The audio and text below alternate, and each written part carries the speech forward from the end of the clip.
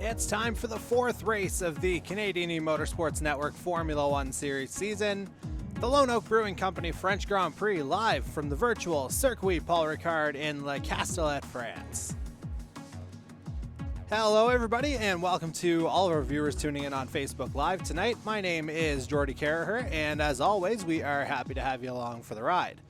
Now, it's hard to believe that after tonight's race, we're already going to be a quarter of the way through our inaugural Formula One season, but that's came and gone very quickly, and it's had no shortage of excitement all the way through.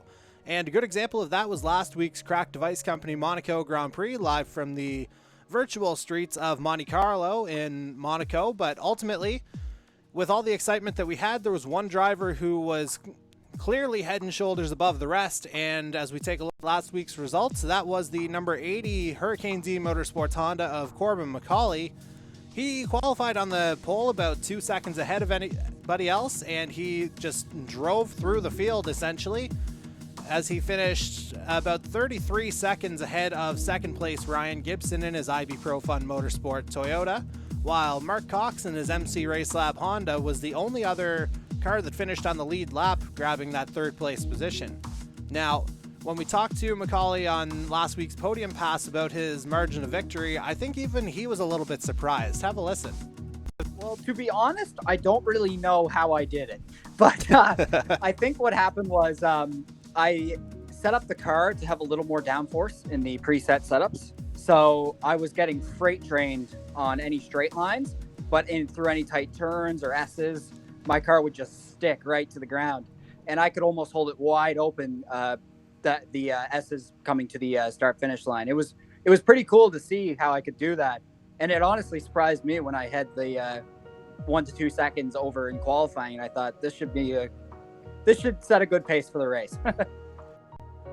And set a good pace it did for McCauley last week. And as we take a look at our overall standings here now, that victory put McCauley up into third place on the individual side of things, 14 back of North Border Racing Zach Sullivan, who finished 7th last week.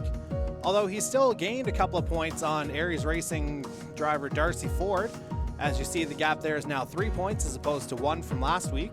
Meanwhile, on the constructors side of things, North Border continues to lead the way with 65 points. However, we have a new team in second place now, as Alpha Flow, on the strength of having both cars finishing in the points all 3 races to this point of the season, they've jumped up into second, 1 point ahead of Aries to this point, and we'll see if they're able to keep that momentum going. Now, we're going to pause for a quick commercial break to hear from tonight's sponsor, Lone Oak Brewing Company, but when we come back, we will take you around the Circuit Paul Ricard, and then we will take you to the live qualifying session beginning at 20 minutes to the hour, and then we'll have the green flag for you, so please don't go anywhere.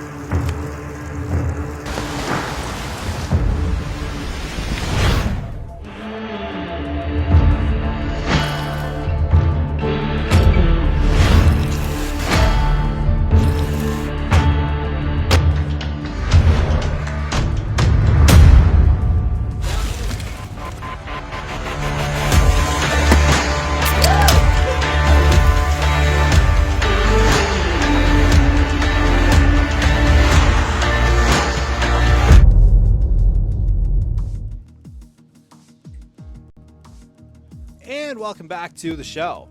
Now, as promised before the commercial break, we're going to take you for a lap around the virtual Circuit Paul Ricard that our drivers are going to navigate here tonight. So, without further ado, let's take you there. And so, as you can see, the track is just under 6 kilometers in length, 15 turns in total, 2 DRS zones, one on the start-finish straight, and then another on the first Mistral straight, which we'll get to in a moment as we begin the lap. Coming through the start-finish line, we come into the first chicane here, known as the Verrerie around this part of the world. And then it's onto a shorter straightaway before we get into the hotel turn right about now. And coming through hotel, you're gearing down coming through this section, and now you're coming through the camp corner. And a little bit of a straight there before you come through the Saint-Baume turn. And then as you come through that, you are onto the first part of the Mistral Straight, which, if it ran from start to finish, it would measure 1.8 kilometers in length. However, for this configuration of the track, as you'll see right about now, there's a chicane built right into the middle of it. So it's a quick left, right, and a left exit before you get into the second half of the Mistral Straight. And from there, you're up to top speed again on the second part of the straight before you get into the Sing corner here, this fast right-hander. Then you get into the Beausset turn, which is actually a double right-hander, so really hard on the wheel coming around here. And now another short straightaway before you're into the Bendor turn. And it's a gradual right here, the Gare Le Mans. And you're coming toward the end of the lap here. It's a much more technical section of the track, this final sector, as you come through the Tour. And the final turn is the Virage du Pont before you're back on the start-finish straight. Lap times, they should be in around the ballpark of minute 33, minute 34, minute 35 when all is said and done. Now, we are just about set to go for qualifying, but first, as we've come to do traditionally here, let's hear La Marseillaise, which is the national anthem of tonight's host country, France.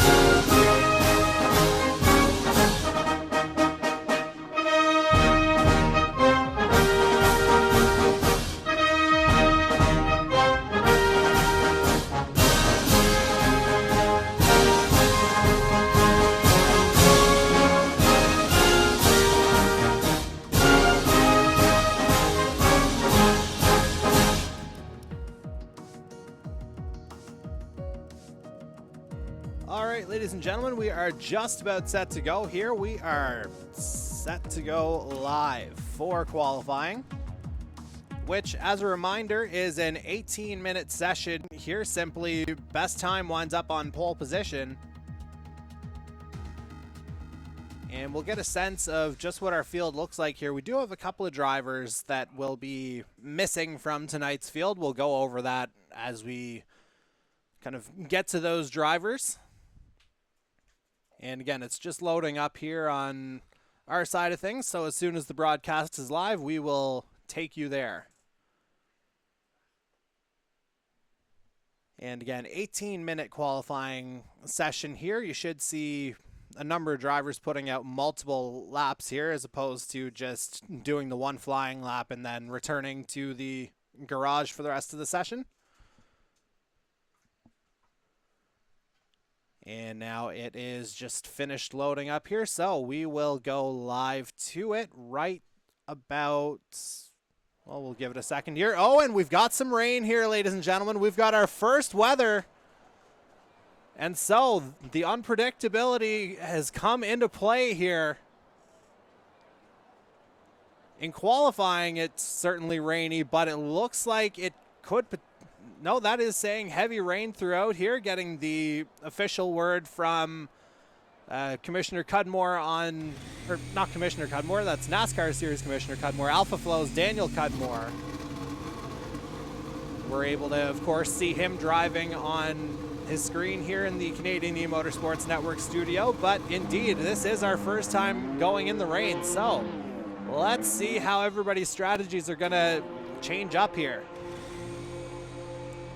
And so we are going to head out on track for the first time, and we are going to go live with, let's just see who we can actually go with. Looks like, I think Jason Butler may have gone out first, and indeed there he is in the number 28 519E Racing Bugatti, sponsored by Rampage Coffee Company, who, by the way, is hosting next week's Austrian Grand Prix, so very happy to have our new friends at Rampage on board. And again, we'll see just what kind of curveball this rain is throwing in. And you see Butler very carefully navigating his way around the circuit. And he's coming up on the Mistral straight here on his outlap. And those look like full wet tires you see there with the green markings. First time we've seen those this season.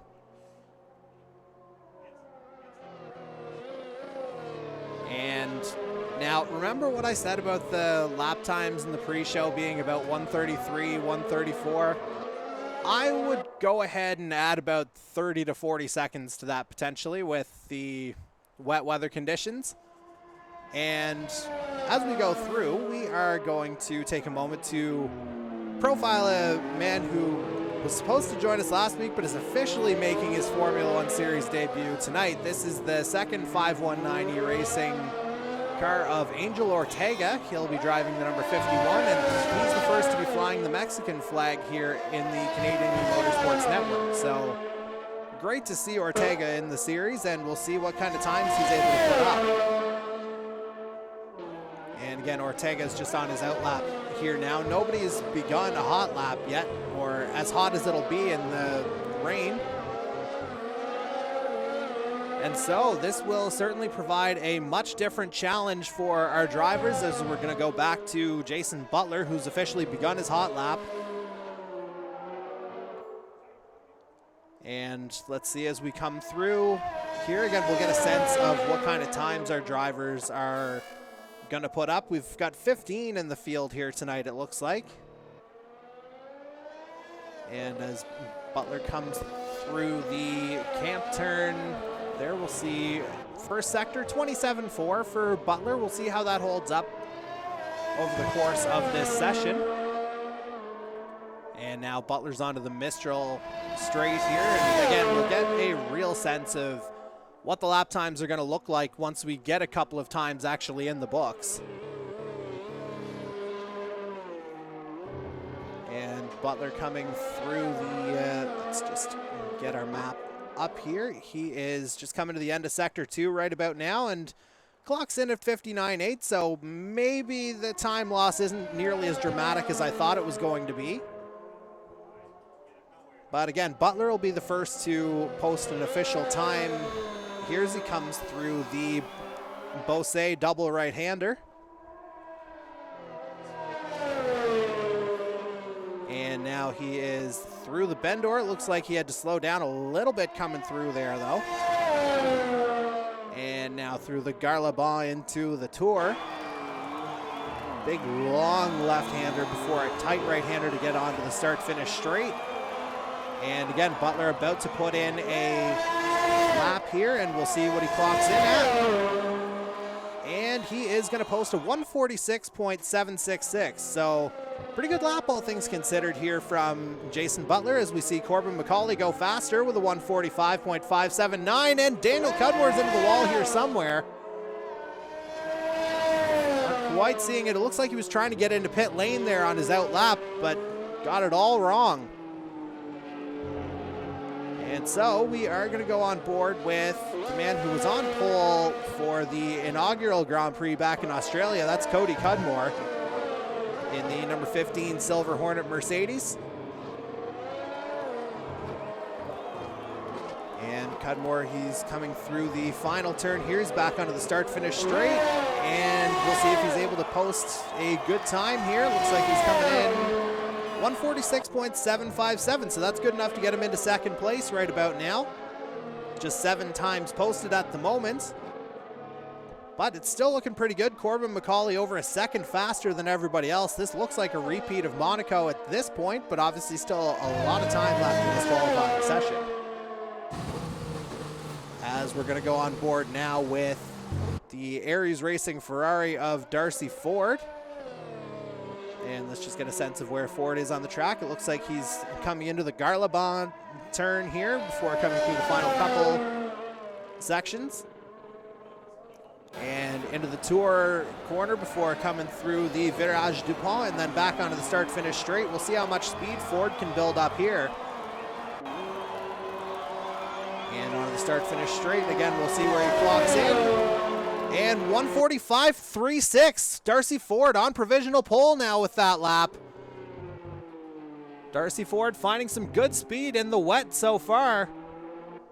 And he's gone up 0.2 of a second on Corbin McCauley for the top lap here, although McCauley's still listed as the fastest lap here at the bottom of the screen. So we'll have to see if that was a legitimate lap here for Ford or whether that was invalidated somewhere.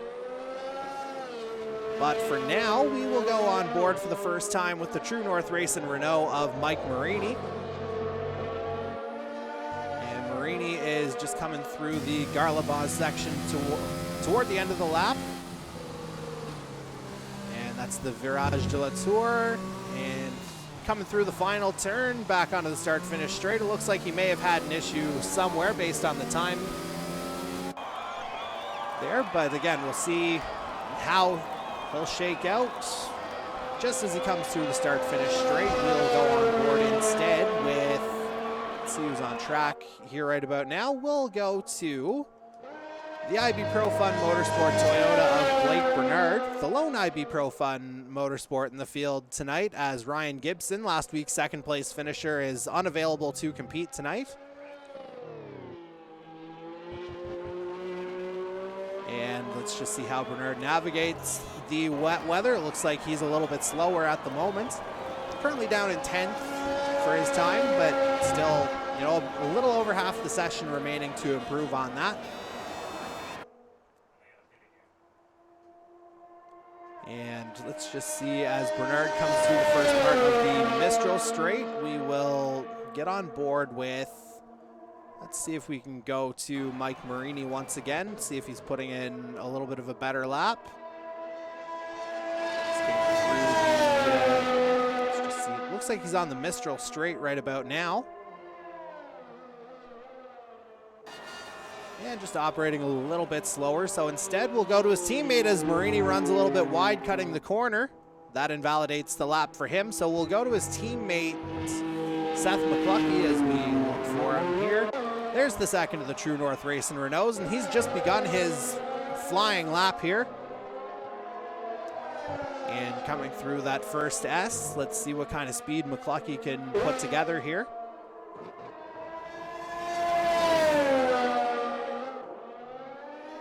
And again, we'll see if McCluskey's able to build something up here and improve on his results to this point in the season, although it looks like he'll put up a good time in this sector, 27-1 through Sector 1, so good job from Seth McCluskey so far. And now McCluskey's come through. He's on the first part of the Mistral Straight. We'll stay with McCluskey for the duration of this lap just to see where he comes in. Again, one of our younger drivers in the field, but certainly acquitting himself pretty well. He's picked up a few points already to this point in the season. And of course, under the tutelage of Mike Marini, I wouldn't be surprised if he picks up quite a few more as the season progresses. And it looked like his second sector time came in around 59.3, 59.4 there as we pull up his point totals here just as he's coming to finish the lap. And it looks like he's kept it relatively clean on the track so far as he comes through the Garlabon sector. And then into the Virage de la Tour, which again is a bit of a longer left-hander before coming into that tight right-hand pont turn to end the lap to get back onto the start-finish straight. We'll see how quick McCluskey can get through here.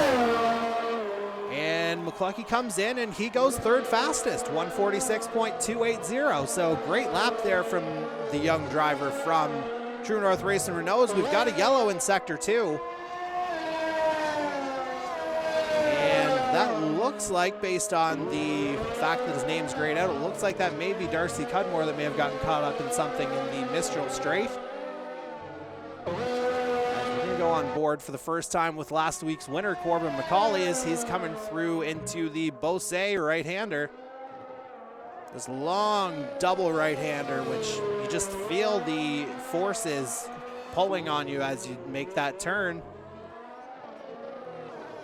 And coming through, we've got a yellow in Sector 3. In fact, it was on the start-finish straight, but that's all cleared up, so that shouldn't inhibit any lap times. And so we'll see if McCauley's able to find a little bit more speed to try and get pole position back from Darcy Ford here. And he's certainly looking pretty good for it as he comes onto the start-finish straight. We'll see if he's able to beat the time. And it looks like he's going to blow it out of the water in the midst of all this water as he goes way faster, 143.274. Corbin McCauley, I don't know where he is finding this qualifying speed, because if you recall, he was on pole in Spain as well as Monaco. So right now this would be putting him in position for a third consecutive pole. So no idea where he's finding the speed. Meanwhile, Mark Cox has just gone faster himself. Mark Cox, 0.08 of a second faster, 143.193. What a time set by the MC Race Lab Honda. And right now we have two drivers who've yet to set a time, one being the Alpha Flow of Daniel Cudmore, the other being our series leader right now, Zach Sullivan, in the North Border Racing Ferrari. And that's interesting because we've only got 5.5 minutes remaining in this session. So it looks like at this point it'll be a one and done, or at most two and done for those two drivers if they're able to make their way around. But right now, let's get on board with Daniel Cudmore as he comes through the Garlabine to the Tour left-hander. And based on the time here, I would project he'd come in around 7th or 8th right about now, but we'll see what kind of speed he's got on the start-finish straight. And he comes through 145.4, gets into the top 5. Great closing speed here from Daniel Cudmore. Meanwhile, Mark Cox is still the story here right now as he just snatched pole there a few minutes ago from Corbin McCauley after McCauley had gone lightning fast. And Cox, he's just going to duck into the pit lane as we come back to his MC Race Lab Honda. And I wouldn't be surprised at this point if they stay with those times, as it looks like Cody Cudmore has jumped into the top 3 and Angel Ortega's up there in 4th as well. So Angel Ortega turning in a pretty solid debut here for 519E Racing. And now the only driver who's yet to set a time is, again, our series leader, Zach Sullivan, right about now in his North Border Racing Ferrari. And let's just see who's on track here right about now, trying to set a better lap. Check on Ortega here really quickly, 27.4. I would say that's probably going to be an in-lap here for Ortega at this point in the session. Just over 3.5 minutes remaining in it. And so we'll go on board now with Darcy Ford. We'll just see where he comes through. Well, he went through the turn there as we saw, so a little bit of corner cutting. That's going to probably invalidate that lap for him, so any last gasp that he would have had could potentially have been impacted by that corner cut, although he'll have time to get around for one more lap by the looks of things. 3:15 remaining in the session. And Corbin McCauley trying to beat Cox again. And Mark Cox is going back out as well. So this is very interesting. And again, 3 minutes remaining. Zach Sullivan still has yet to come out of the pit lane at all in this session. So this is a very interesting development here. We'll have to see how things shake out. And we just see that looked like Darcy Ford may have gone really wide there in Sector 3. So needless to say, that's going to wreck that lap. And so we will go on board now with... We were going to go on board with Cody Cudmore, but instead we'll go on board with the Alpha Flow of Michael Dimitrov. First time we've checked on him tonight, currently in 9th place. Time of 1 minute 45.930 seconds. He's currently on his out lap. He'll have one more shot to improve on his time. But again, right now, it looks like a two-horse race between Mark Cox and Corbin McCauley for pole position, unless somebody's able to pull something out of the hat at the very end. And again, Zach Sullivan has not left the pit lane just yet, so he may well be starting from the back of the field at this point. I don't know if he'd be able to get around in time. And again, he still hasn't gone yet, so we will jump to Mike Marini, who's jumped up to third place right about now. And based on the speed, I'm going to say this is probably an in-lap based on how he's kind of navigating the Garlabon. But I think, yeah, that's going to be it for Marini here. Good time, though, 1 minute 44.215. Meanwhile, we were just talking about it, Zach Sullivan, he's left it to the very end here. And so he is on his outlap. And again, I don't know if he'll be able to make it around in time. He's just on the Mistral straight right about now. 58 seconds. I think he'll be basically right at the start-finish line, right around the time the session ends. Ends officially anyway. Of course, they do have 3 minutes to post a better time after that. And as we wait for Sullivan to begin his hot lap, we will go on board with our current pole sitter, Mark Cox, as he sets a 26.1 in the first sector. Great time here for the MC Race Lab driver. His teammate Alan Doucette's down in 12th place, and it looks like he's going to hang on to that position, or possibly go down to 13th, depending on what Sullivan puts up. And Cox coming through the Bose double right-hander. Looks like he's navigating that one pretty nicely. And right ahead of him, though, is Corbin McCauley. We'll see if he's able to come through and improve on that time, and then we'll flip right back to Cox. And McCauley looking really good right about now as he comes through.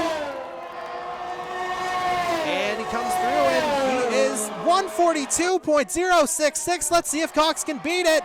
Coming down the start-finish straight, and he is going to not get there. Mark Cox into second now, but Corbin McCauley snatching the pole, at least provisionally, at the very end of the qualifying session. And we'll see what Zach Sullivan's able to do. We're going to follow him on this lap because, again, this is the first lap he's set in this session at 25.9 in Sector 1. That's the fastest I've seen so far, so let's see what our championship leader can pull out of the hat here now that we are officially into our final couple minutes here. Sullivan just getting over the line. Meanwhile, Mike Dimitrov up into fourth place with his final time, 144.2. Unbelievable drive here from the Alpha Flow. Just 4 1/1000ths away from Mike Marini in third place. Just so close there. And again, we'll see how Sullivan fares here as he's into Sector 3. Realistically, Sullivan's probably the only guy who's going to challenge for pole at this point. Although that said, he is sandwiched between two 519 drivers. We'll see if either Ortega or Butler can do anything about this. And Sullivan just showing great speed coming through the Garlabon into Latour. And as long as he gets through this turn mistake-free, we are going to have a show here at the line. Sullivan onto the start-finish straight, and let's see, he's looking pretty good. Let's see where he finishes.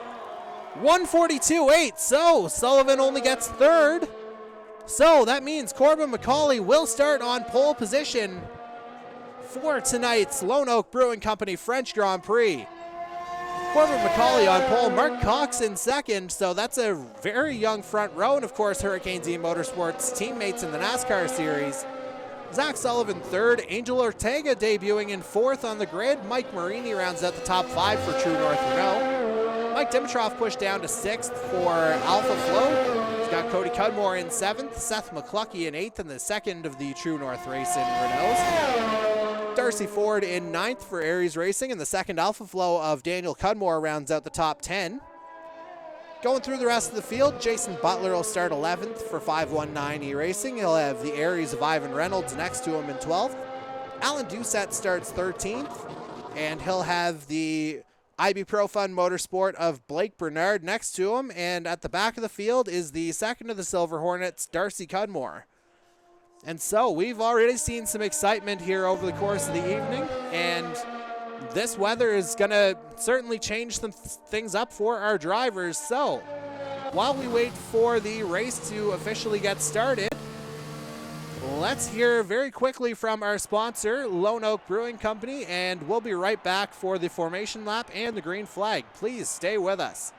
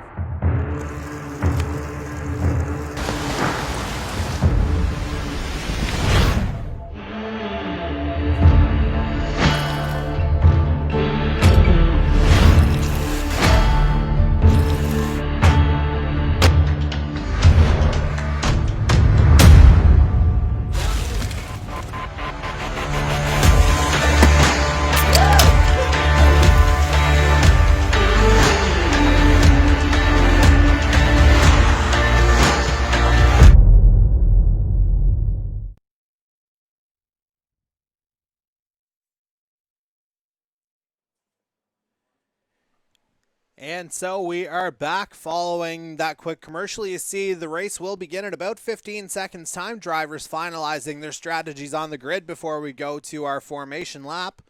You'll notice that it's a dry track here. The rain just held up for qualifying itself. So we'll see how that shakes out for the rest of the field as we are set to go live for our formation lap.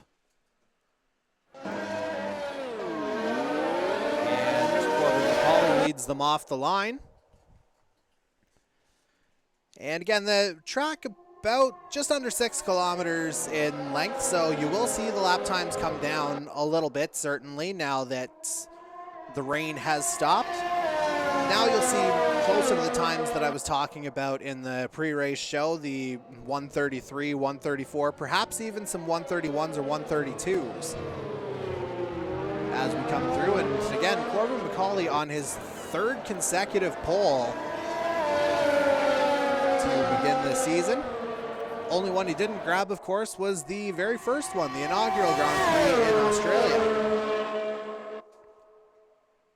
And McCauley, of course, a winner earlier this week in the NASCAR series over at Richmond Raceway, and of course won last week at Monaco, so certainly riding a hot hand here no matter what car he is behind the wheel of. And so we're looking at 27 laps here tonight. We should see our pit strategies officially pop up in a matter of seconds here, just depending on what everybody's starting on tire-wise. Looks like McCauley's opted to start for the yellow medium tire.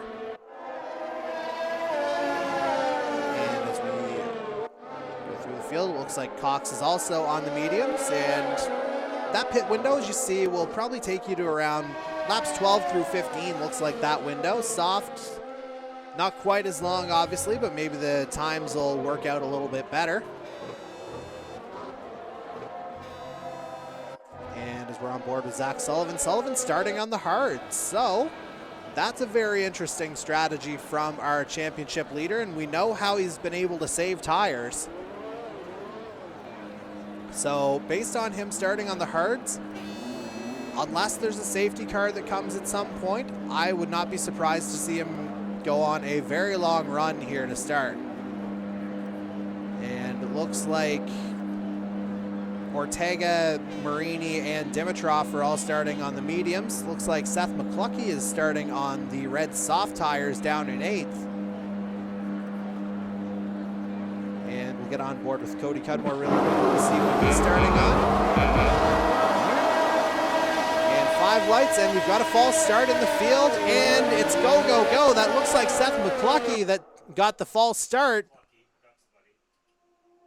And we are officially underway here. Again, McCluckey off the line a little bit too fast, I would say, for our liking. I wouldn't be surprised if he winds up with a penalty here relatively quickly. But meanwhile, Cox has gotten off the line really well here. as we're on board with Corbin McCauley in the first few corners. Looks like, I was going to say that was Darcy Cudmore that got off to a good start. That may be Cody, though. We'll have to see how everything shakes out.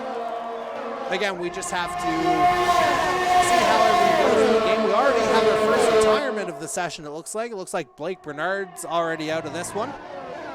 So we're already down to 14 runners, and we're not even through the first lap. And again, we're just waiting for the time chart to reset as we officially begin this one. Mark Cox appears to be your leader right about now, but again, the timing just hasn't quite gotten up to pace as of yet.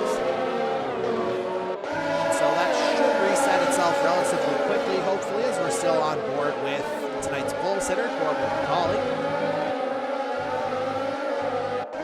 And looks like relatively clean action here through the first lap at the very least.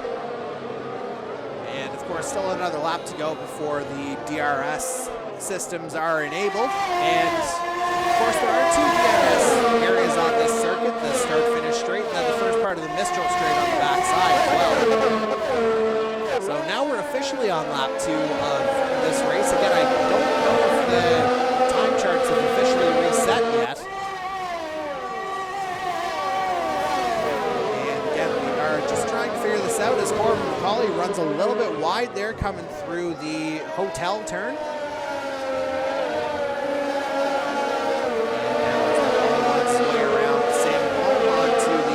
Straight, we are going to go on board with the man who's listed as our leader right about now, number 98 MC Race Lab Honda of Mark Cox. And Cox, he's already built up a good lead here, and I thought it was a false start from McCluckey, but I don't see any penalties as of yet, so that looks like a legitimate second place for the True North Racing driver at this point. And Cox trying to get away from him here. Meanwhile, Angel Ortega has moved up into third place to begin his Formula One Series debut with the Canadian eMotorsports Network. Ortega looking good early on. And Cox works his way here through the Garlabon into the Tour corner, and then he'll come into the final right-hander here known as the Virage du Pont. And momentarily we'll get the notification that DRS will be enabled here on lap number 3 of this race. And there it is. So that drag reduction system is going to be particularly important here because there's a couple of long straightaways where it can really come into play. And again, Cox doing a good job to stay out of that 1 second threshold. Of course, McCluckey, it should be noted, is on the soft tires right now. So as we see Cox lock up coming through the turn, we'll see if McCluckey's able to make a move. Meanwhile, speaking of making a move, looks like we've got a pretty good battle going here for third place between Zach Sullivan and Angel Ortega. But it looks like Sullivan's gotten the position right about now. Of course, he qualified third tonight, so he's gotten right back into place. But Ortega's hanging around, and as they come on to the, well, they just got out of the DRS zone, I should say. We'll see if he tries to line him up on the start-finish straight, as we see Darcy Cudmore picking up a time penalty for multiple warnings. 3 seconds added on Cudmore's time, as we see Ortega. It looks like he tried to make a move on Sullivan for third place there coming out of the Beausset. Garlabon, Darcy Ford's gotten in there as well. He's up into 4th ahead of Ortega. Meanwhile, still on board with our championship leader. Not quite close enough to get to Seth McCluckey on the DRS, but looks like he may have done just enough to fend off Darcy Ford in 4th place. So that's a direct championship battle between those two. And you know the 65 won't really want to see the 64 in his mirrors all that long. And of course, Sullivan, as we noted off the top of the race broadcast here, he started on the hard tires, so despite that, he's putting up good times. So whatever he's got going on, it's working for him, as we've got a had a brief yellow, excuse me, through those first S's in Sector 1. And so we are still on board with Darcy Ford as he makes his way down the Mistral Straight. This is the second of the DRS zones here, the first part of this Mistral Straight. And they come through the Chicane Nord here. And then it's on to the second part of the Mistral Straight. And we'll see if Ford's able to line up Sullivan for third place. Meanwhile, Seth McClucky's not exactly out of range of Sullivan right now.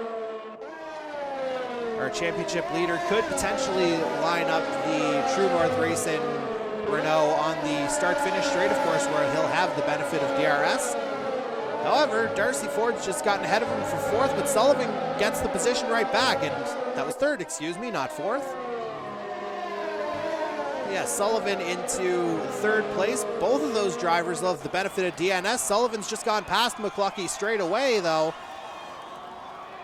And it looks like Darcy Ford will do the same.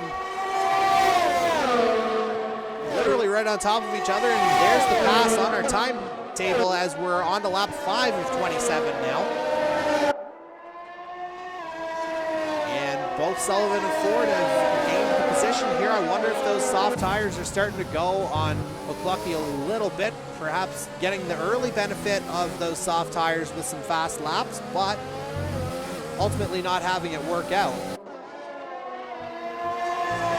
we go on board with, let's go a little further down the field where we're going to find tonight's pole sitter, Corbin McCauley, down in 6th right about now.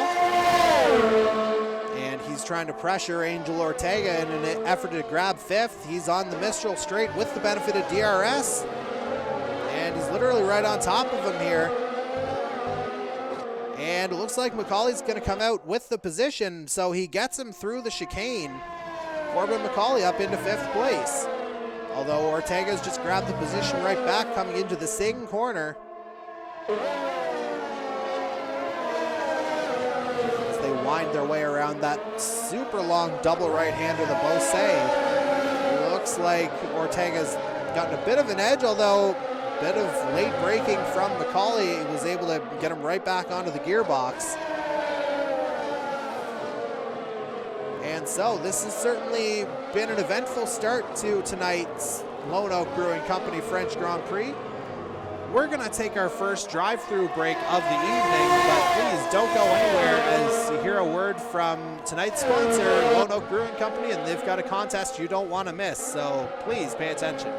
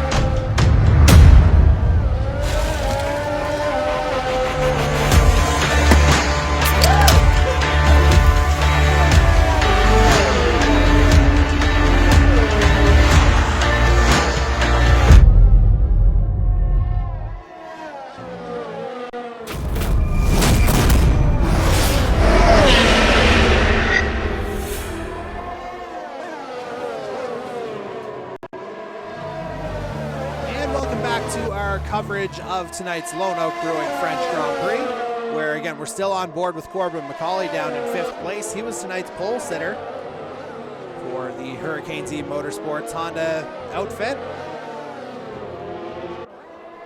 But let's go down the field a little bit further where we're going to find maybe not quite brotherly love here as we're on board with Daniel Cudmore trying to chase down his brother Cody for 7th position. Meanwhile, Cody has just nabbed, or had nabbed 6th place from Seth McClucky, but McClucky took it right back. And again, we'll see if Cudmore is able to join that battle for 6th place as those two go back and forth right ahead of him.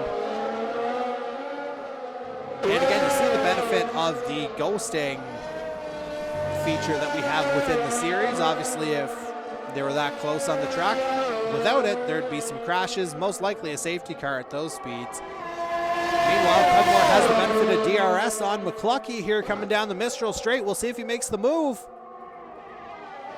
But not able to get it done as he comes through the chicane Nord. But coming out of it, it looks like he may have grabbed the position for now. And there he's up to 7th for the time being. Again, we'll see if McCluskey's able to hang on.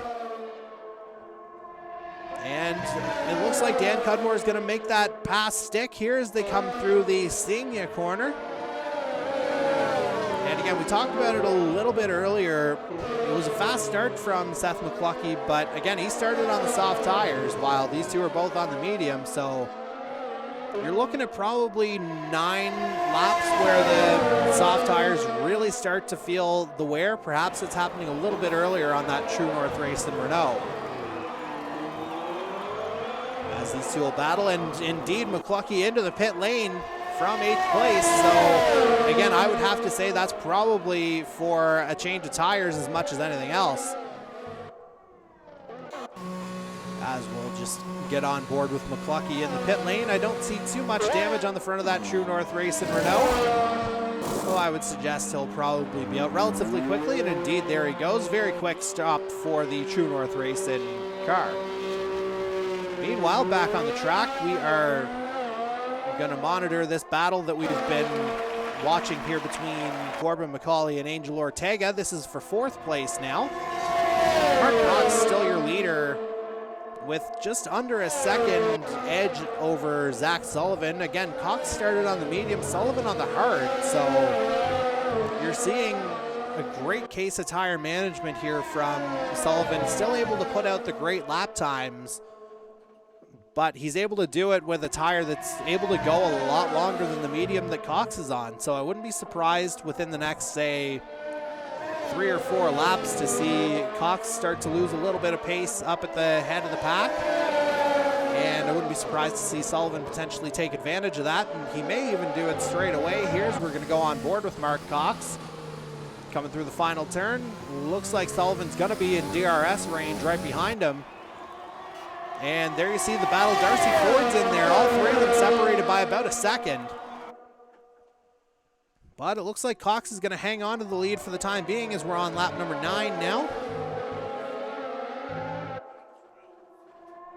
And Cox again able to hang on here. Sullivan not quite able to find a way by.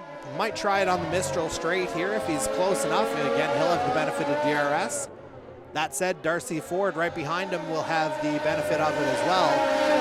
These 3 have separated themselves a little bit from the rest of the pack here as Corbin McCauley in 4th place is about 6 seconds adrift of Darcy Ford in 4th place.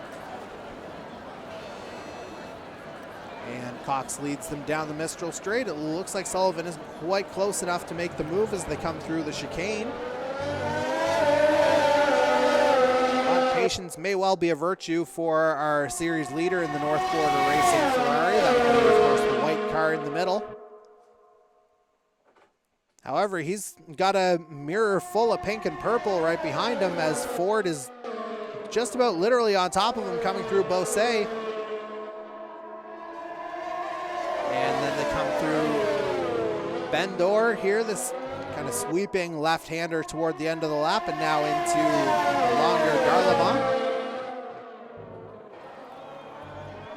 And Cox able to build up about a 7/10 of a second gap over Sullivan here, and looks like Ford lost a little bit of time in the final part of the lap.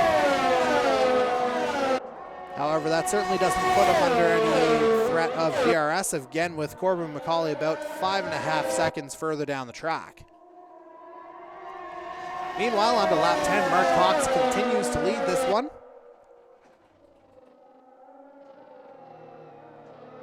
And he's coming through, keeping his car nice and straight on the racing line. Not really allowing any opportunities for anyone to make a move as he gets onto the Mistral straight. He's got about a little over half-second lead over Zach Sullivan here as we've got a bit of a battle a little further down the field between Mike Marini and Jason Butler. This would be for 9th place. And we'll see them come through the hotel turn now. Butler's just taken the place from Marini. And looks like Butler will build up a bit of an advantage here, although again they are on the Mistral Straight, which is a DRS zone. So Marini may try and close the gap here a little bit and maybe even make the move. You see him drifting, having a look, and there he goes. Mike Marini, just a power pass on Jason Butler through the chicane, although he runs wide through it, so Butler might get the position back. And indeed he does. Butler does recover it after, again, Marini overshoots the exit of the chicane a little bit, just allowing Butler that extra half second to get back on the throttle and get right back by him. And meanwhile, we've got a battle at the front of the field. We are going to take a look at Zach Sullivan running side by side now with Mark Cox as they begin lap 11. And you see Cox, Sullivan's basically right on his gearbox here. The gap is about 0.3 of a second as they come through the camp turn into Saint-Baume. But Cox is going to hang on for now. However, there is DRS in play, and Sullivan, I'm sure he's going to open up that wing. There it is. So a little bit of extra speed here for the North Border Racing driver, and we'll see if he's got the pace to get by Cox coming into the chicane. And no, Mark Cox stays ahead here right about now. So this is a really good battle at the head of the field. But Cox is able to hang on once again for the time being. Although, again, I wouldn't be shocked if, with the way the tire situation is bearing out, that Cox does eventually cede the lead to Sullivan. It may happen right here coming through Beausset. And Sullivan's got the inside line, and it looks like he's stuck the move. So your new leader is the championship leader, Zach Sullivan, although Cox trying to make his way back. Although I think, again, you may be starting to see the tires go a little bit on the mediums. And we are coming up into that pit window that you saw during the formation lap. It was approximately lap 12 to 15 if you were starting on the medium compound. And now Sullivan crosses the line. We are on lap 12, and there you go. That pit window is open for the drivers that started on the mediums. And so again, Zach Sullivan is your leader, and starting on the hards, this may well pay off for him. As over the next 2 or 3 laps, I think you're going to see the majority of the drivers that are on the mediums come in. And you already see the gap that Sullivan's built up. It's already over a second on Mark Cox as things start to spread out a little bit. And again, you see that gap just building up practically by the meter. And Sullivan makes his way through the chicane Nord. Looks like he'll come up to lap the guy I thought left the session, being the IB Pro Fun of Blake Bernard, but there's his number 88. So a little bit confused as to what happened there, but no confusion there as Sullivan's able to just drive right on by. And I wouldn't be surprised if Cox eventually does the same. Meanwhile, again, Sullivan's got that gap up to about 1.1 seconds. Meanwhile, and there you saw up in the background, Mark Cox, he went into the pit lane, but he went in too fast. He's hit with a 5-second penalty for speeding in the pit lane. So, Mark Cox, the man who led the majority of the race, bit of a miscue coming into pit lane, and again, he's going to get docked 5 seconds for that. So that is certainly going to affect his race, as Sullivan now suddenly has a 5-second lead over Darcy Ford. And meanwhile, we've got a yellow in Sector 2. See, I think that's just a regional yellow, nothing much to worry about there. In fact, it's already cleared up, as we're on board now with the 519 E-Racing Bugatti of Angel Ortega. Ortega up into 3rd place now as we're starting to see a few pit stops happen. And I wouldn't be surprised if Ortega is coming into the pits relatively soon as well. Again, he's on the mediums, and you see him run a little bit wide coming out of Saint-Baume. Now on to the Mistral Straight. Nothing really happening around him. He's 11 seconds back at Darcy Ford in 2nd. Mike Dimitrov in 4th. He's about 7 seconds back. So Ortega basically has this section of the track to himself as he comes through the chicane onto the second part of the Mistral Straight. And now let's see, we'll check in on Mark Cox here. Again, he's just come out of the pit lane, having been assessed the 5-second penalty. And on his out lap, he's on the hard tire, so we'll see what kind of a move he's able to put on Dimitrov for fourth. And straight out of the pit lane on the much fresher tire, it has to be said, Mark Cox up into fourth place. So we'll see how much that 5-second time penalty affects him in the long run, but for right now, Cox looks like he has a bit of speed here as Angel Ortega picks up a 5-second penalty for speeding in the pit lane as well. So that's not what he would have wanted to see in his debuts. We see Darcy Ford leaving pit lane. And Ortega will do the same here. I imagine they'll just box him for the 5 extra seconds to account for this, but we'll just make sure on that. And nope, they're just gonna let him get out here. He'll rejoin in about 6th place. And now Zach Sullivan, he has about a 22-second lead over Mark Cox. Of course, Cox has pitted. And we'll see how it goes for everybody else. Here we go up to, if we can find him here, we'll go to the Alpha Flow of Michael Dimitrov, currently in 3rd place. He's just 2 seconds back of Mark Cox. We just saw that pass happen, as a matter of fact. Cox making the move on his out lap, essentially, with Dimitrov on the significantly worn medium tires. And we've got yellows, just regional yellows in sectors 1 and 2, but again, that looks like it's cleared up on its own, so we're good to resume racing. And again, we'll see how things shake out after this round of pit stops, but for now, we'll get a look at a battle between 519 teammates here. Jason Butler ahead in 8th. He's got his teammate Angel Ortega right behind him in 9th. Looks like they might trade positions here into the Sing corner before going into Beausset. And yeah, look at that. Ortega's held on. Again, he's made the pit stop. Butler has not. And right now you see there's only 4 drivers that have yet to stop, notably among them the leader, Zach Sullivan, who began on hard tires. And so, of course, he'll be able to finish on either the medium or soft compound, so he should be lightning quick whenever he comes out. As we follow along with Butler down in 9th place for the time being, still hasn't made his stop as of yet. And there is a little bit of a train there, it looks like 6th through 9th, or is there potentially a lapped car in there? Anyway, there's about 4 or 5 cars bunched up in that section right about now.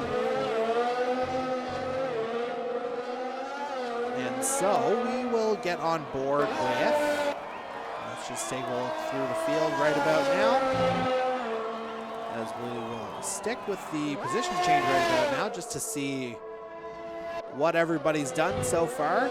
And we're now on board with Cody Cudmore in 6th place, qualified 7th, so that's an extra couple points for the Silver Hornet Mercedes. The big mover tonight so far is Darcy Ford, up 5 places from his qualifying position of 9th, so Ford turning in a pretty good race. However, at this point, he would stand to lose quite a few points to Zach Sullivan, who is, of course, still in the lead.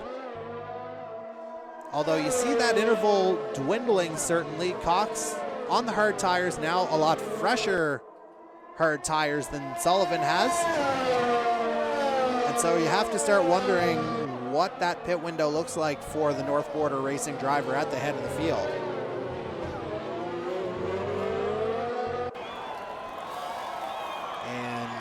As Cody Cudmore crosses the line, we're going to hop on board now to the Aries Racing Ferrari of Darcy Ford. We were just talking about him in 4th. He's trying to make a move on Dimitrov for 3rd. And coming through the hotel corner, it looks like he's done just that. So Darcy Ford up into 3rd. And I would say that was a tire battle that Dimitrov just didn't have a chance of winning, as Ford has already made his stop and Dimitrov is not. So Darcy Ford immediately pulling away from Michael Dimitrov in the Alpha Flow. Again, that's for the final podium position. Right about now, clawing back a couple of points from Zach Sullivan at this point, but with pit stops being as they are, it looks like Sullivan would probably rejoin right ahead of Ford on track if he was to come in on this lap. And again, you see the gap between Sullivan and Cox still coming down a little bit. It was up to 22 seconds at one point. It's down to 18.5. So again, Cox on the fresher tires, that's certainly helping him out. And again, I'm not 100% sure if the 5-second time penalty is already affected or counted into that.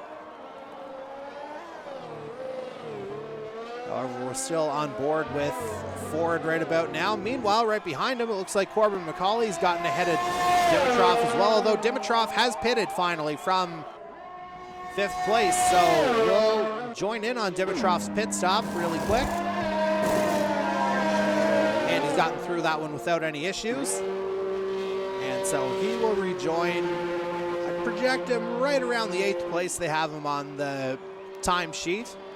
Don't know if McCluckey will be able to get out ahead of him, although that time is going down. So I'm going to say, yeah, Dimitrov will rejoin in 9th. So decent stop from Dimitrov. Looks like he was able to hold his line coming out of the pit lane. Meanwhile, we're going to hop up a couple of places where we find the 519 of Angel Ortega. About 0.6 of a second back of Dan Cudmore in 6th. And Ortega just making his debut in the series here tonight. Officially signed last week, but as mentioned, making his debut tonight, although he runs wide through the chicane. Looked like he had the position momentarily, but he had to back out, and so Cudmore gets ahead again. And again, Cudmore able to hang on to 6th place, and he's just got a little bit over that 1 second edge, which if he's able to hang on to it, crucially means that Ortega wouldn't be able to use DRS on Cudmore. And again, that deficit is holding right around that 1 second, 1.1 second range. And now it's below, and they're coming through the DRS detection zone, so I think Ortega will have it. Let's open up the telemetry on him, and he's coming into the zone. And let's see if that rear wing opens up, and it does. So we'll see if Ortega tries to make the move on the start-finish straight, or if he's even close enough to do so.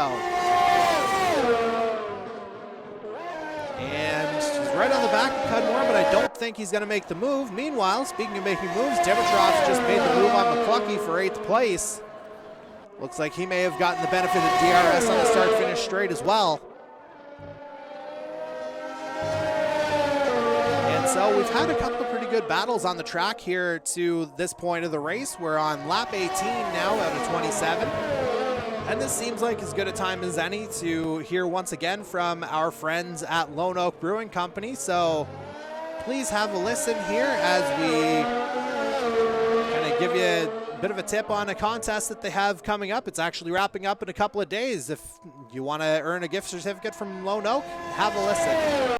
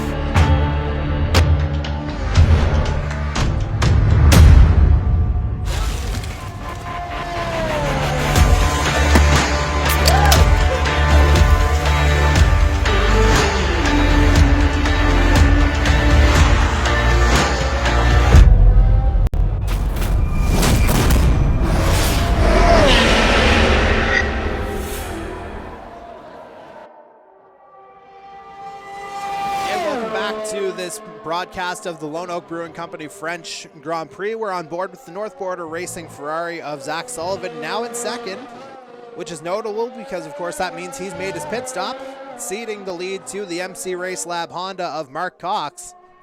The gap is about 6 seconds right about now between the two. And Sullivan, he's come out on the medium tire. as opposed to the hard that Cox is on. But based on the tire life that Sullivan got out of the hards, I would expect that they'll have about similar life for Cox toward the end as Sullivan's mediums will. So we could be in for quite a drag race here at the very end. As we go on board with our race leader, Mark Cox. Again, that gap's about 5 seconds right about now. You see Sullivan just coming into the picture at the back, coming out of the final turn. And Cox has now begun lap number 20 out of 27 tonight.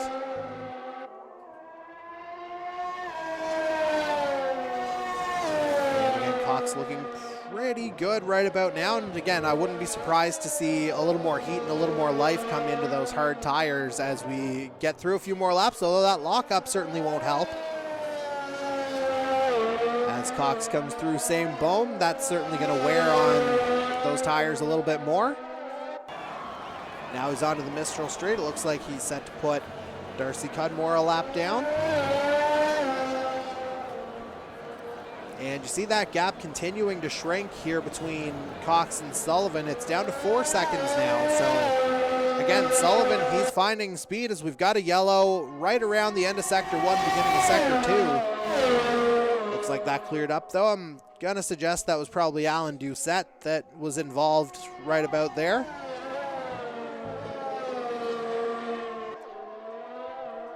And as Cox continues to make his way around the track, we are going to jump down to 7th place, where we find the 519 of Angel Ortega, who's right on the back of Dan Cudmore again for 6th. This is a battle we've seen a couple of times on track over the course of the evening, and it looks like Ortega's got the position for now. We'll see if Cudmore can fight back. Right before the commercial break, Ortega had actually spun after going a little too deep into one of the corners. But it looks like he's righted the ship a little bit, and he's gotten back up into 6th place after qualifying in 3rd. And the majority of the top 10 now on the hard tires, just the way things have worked out. Sullivan on the mediums, Darcy Ford on the mediums down in 3rd as well. So if you're Corbin McCauley in 3rd, you could be looking at that and saying you may have a chance at a podium once again as we're on lap 21. Because even though the tires are, a little bit faster, certainly, those mediums are going to wear. And you're going to start to feel the effects of them in about 4 or 5 laps as we get toward the end. So again, if you're McCauley, you got to get close to potentially have a chance. As Cudmore and Ortega continue to battle for 6th place, this is easily the best battle on the track right now. And they continue to trade places as they get onto the Mistral Straight.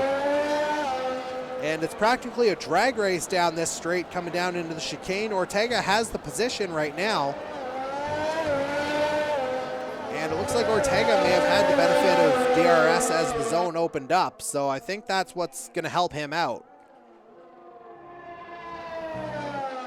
And again, it looks like Ortega is going to build up a little bit of a gap. Of course, Cudmore will have the benefit of DRS coming down the start-finish straight.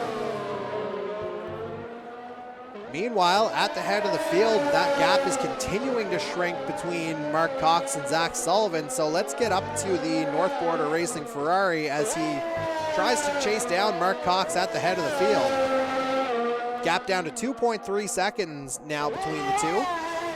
And Sullivan now on the fresher, faster compound, that medium. And so if you're Mark Cox, you may be a bit of a sitting duck here unless Sullivan makes a mistake. But Cox is able to hang on to it pretty well here right now. As again, we're still on board with Zach Sullivan as he comes down the first part of the Mistral Straight. Gap down to about 2.1 seconds now between the two. Again, we could be in for a very exciting finish between Cox and Sullivan, and potentially Darcy Ford if he's able to claw his way back into things. Meanwhile, it looks like the rest of the field has kind of spread itself out a little bit here. Again, we're still on board with Sullivan. It looks like he's coming through. This is Bose, I think he's into, just coming out of that double right-hander. And We'll stay with you through the end of the race. Here, of course, we've only got a little over 4 laps remaining, or a little over 5 laps remaining, I should say. And again, that gap holding pretty steady at 2.2 seconds between Cox and Sullivan as they come through to complete the lap. And we're on to lap 23 now officially, so 5 laps to go in this one. As we're going to go on board with our leader, Mark Cox. As it looks like he's just put one of the Aries a lap down.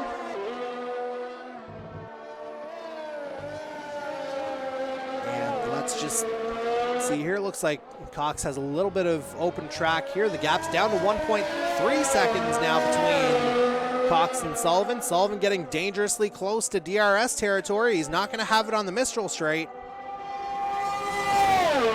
But certainly on the start-finish straight, if I'm Mark Cox, I'm looking out. I'm seeing white in my mirrors the entire way. There's no doubt about that. As that gap continues to close, it's now down to 0.6 of a second. This almost feels academic that Sullivan will eventually take the position. But again, we'll see how things go, and there's a reason we actually race the laps instead of just simulating them here as Sullivan continues to close the gap. It's now inside half a second. So Mark Cox doing all he can to try and preserve his lead, but again, he's got his mirrors full of that white North Border Racing Ferrari. And it may just be a battle that he can't win despite being on hard tires that would have some decent life remaining on them, having been on for 10 laps, as we see Darcy Cudmore getting a 3-second penalty. And Sullivan, will see if he's going to use DRS on the straight. And this could be a move for the lead. Cox able to get into the turn first. And we're going to go on board with Sullivan. Here we'll see if he gets to deploy DRS on the Mistral straight. And again, you see the speeds that he's able to hold through here as Cox locks up again, coming through, I think that's the camp turn. And coming through St. Baume onto the Mistral straight. Sullivan well within DRS range. Cox may well be a sitting duck here as we're on lap 24. But somehow Cox able to hang on just barely. The gap is about 1/10 of a second between the two, and Sullivan looks like he may have had a better exit coming out of the chicane, and indeed, he is your new leader. Zach Sullivan in the North Border Racing Ferrari. He's taking your lead. And again, Sullivan very much on the fresher and faster medium tire as opposed to the hard tire that Cox has been on for 6 laps longer. So it looks like the strategy of starting on hards has certainly worked out in Zach Sullivan's favor. And as we're coming up on 3 laps to go, we're just on board with our race leader right about now. Gap up to about 0.8 of a second already. It looks like Cox ran wide in that final turn. And so that extra gap into the beginning of lap 25, that's going to help Sullivan get away a little bit here, I think. As importantly, that is going to take Cox out of DRS range. And again, as the hard tire begins to fade for the MC Race Lab Honda, this may be a battle that he just cannot win. As again, Sullivan has made the move. And you see the gap is already up to almost 2 seconds, and he just made the move on this lap. And it just continues to grow as Sullivan is on the Mistral straight, coming into that chicane Nord. And Sullivan keeping it nice and clean coming through those tight turns as we're going to go a little bit further down the field to try and find a battle. And we'll find one in the form of the Alpha Flow of Michael Dimitrov trying to catch the Hurricane Z Motorsports Honda of Corbin McCauley for 7th. Again, as it stands right now, the streak for Alpha Flow would continue as both drivers are currently in the points right now. And certainly a mark of consistency for these two drivers as we see Dimitrov trying to get within range of taking 7th place from Corbin McCauley. He's about 0.7 of a second back right about now.